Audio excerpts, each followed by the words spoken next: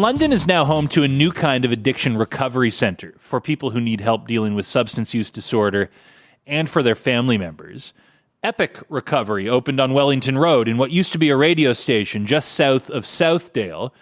The facility is a unique recovery maintenance program for people who aren't in immediate crisis but still need help and community. Our Kate Dubinsky met with Dean Anderson, the owner and CEO, to learn more.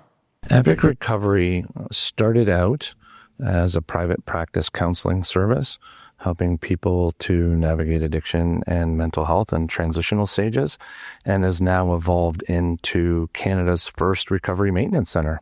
When I first got into the field, I worked for a short time in residential treatment and then did a lot of work within the community.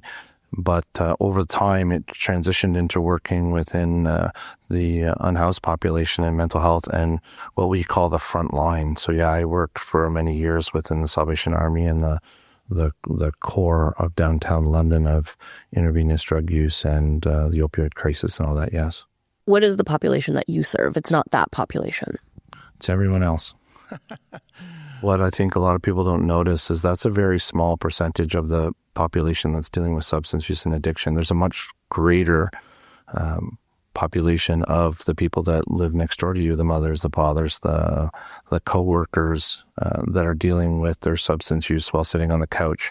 But however, because they pay the mortgage or make the bills, and they're not in crisis, in comparison, in contrast to what we see on the news and in the addiction crisis in town, it gets minimized and it kind of gets put aside.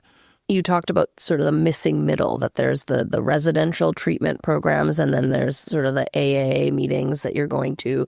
But what is the missing middle that you are trying to fulfill? So when an individual is struggling with substance use or addiction, the norm is to try and help themselves. So the natural thing is to see how I can work on it with myself, and maybe it's interventions with mental health with a family doctor or medications.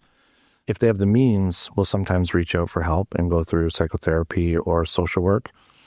Depending on the capacity of that counselor to understand addiction, sometimes that can make things a little bit worse than better, depending on their knowledge, because it's very nuanced. It has its own subculture to it. And if they don't seek that, then the next other alternative is to go into the 12-step world. And again, not for everyone. Super valuable. You know, I know a lot of people that participate in it and get wonderful gains from it. And if those things aren't working, then there seems to be nothing else left. If you are functioning, aka functioning, meaning paying my bills and I'm going to work-ish, then those are the other options. So then what happens is individuals that don't have any success of that continue to just do their own self-healing process. What tends to happen, we see, is the individual then continues to decline in their substance use. They internalize it, they get worse. And then the only other services are frontline crisis services. So then they don't seek those services until they're in crisis.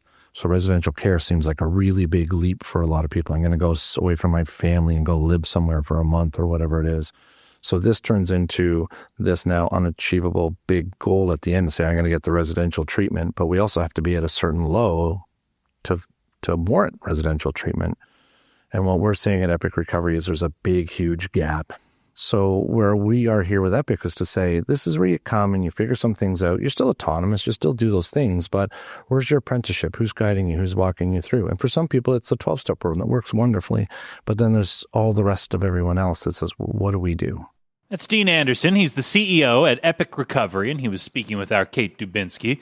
The center offers counseling and support groups and social events and family support at 743 Wellington Road.